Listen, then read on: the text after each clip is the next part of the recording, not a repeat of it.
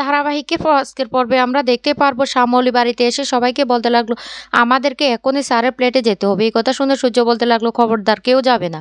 আর শ্যামলী, তোকেও কিন্তু আমি নিষেধ করছি। শ্যামলী তখন বলতে লাগলো, বাবা তুমি বুঝতে পারছো না, স্যারের অনেক বড় বিপদ হয়েছে, স্যারের চাকরিটা চলে গেছে। অপরাজিতা তখন বলতে লাগলো, আমারও মনটা কেমন কুড়াচ্ছে, আমার ছেলেটার কি হয়েছে। তারপর শ্যামলী সমস্ত ঘটনাটা খুলে বলে আর বলতে লাগলো, স্যারকে কেউ ফাঁসিয়েছে, আমি অনেক করে চেষ্টা করেছি স্যারকে বাঁচানো। স্যার যে আজকে অপমানিতটা হয়েছে সেই জন্য স্যারের পাশে আমাদের সবাইকে গিয়ে দাঁড়ানো দরকার। রোহিণীও তখন বলতে লাগলো, দা ভাই এই অপমান কিছুতে সহ্য করতে পারবে না। তারপর সবাই ছুটে যায় অনিকেতের প্লেটে, আর সেখানে গিয়ে দেখতে পায় অহনা এমনভাবে অনিকেতের মাথায় জল দিচ্ছে পুরো গাটা ভিজে যাচ্ছে। শ্যামলী তখনই হাতটা ধরে ফেলে আর বলতে লাগলো, একটা কাজও তুমি ঠিক করতে পারো না। আর অপরাজিতা তখন অহনার উপর রেগে যায় আর বলতে লাগলো, কি করেছো কি করেছো আমার ছেলেটাকে, একবার পর্যন্ত আমাদেরকে খবর দাওনি। অহনা তখন বলতে লাগলো, কি করবো, আমার না অনিকেতের এমন জ্বরটা দেখে আমি কেমন ভয় পেয়ে গেছিলাম, কি করব বুঝতে পারছি না। তখন বলতে লাগলো, ওষুধ খাইয়েছো? অহনা তখন বলতে লাগলো, না। তখন শ্যামলী বলতে লাগলো, ওষুধটুকু পর্যন্ত খাওয়াতে পারোনি? রোহিণী তখন বলতে লাগলো, আশেপাশের দোকানগুলো তো তোমার চেনা হয়ে গেছে, তাহলে ওষুধ আনতে পারোনি?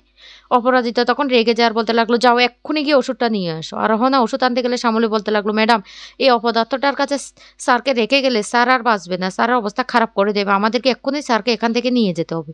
তখনই এখানে প্রিয়াঞ্জনা বলতে লাগলো, অহনা তো কিছুতে নিয়ে যেতে দেবে না, অহনা তো বাধা দেবে। শ্যামলী তখন বলতে লাগলো, যা করার আমাদেরকে অহনা আসার আগে করতে হবে।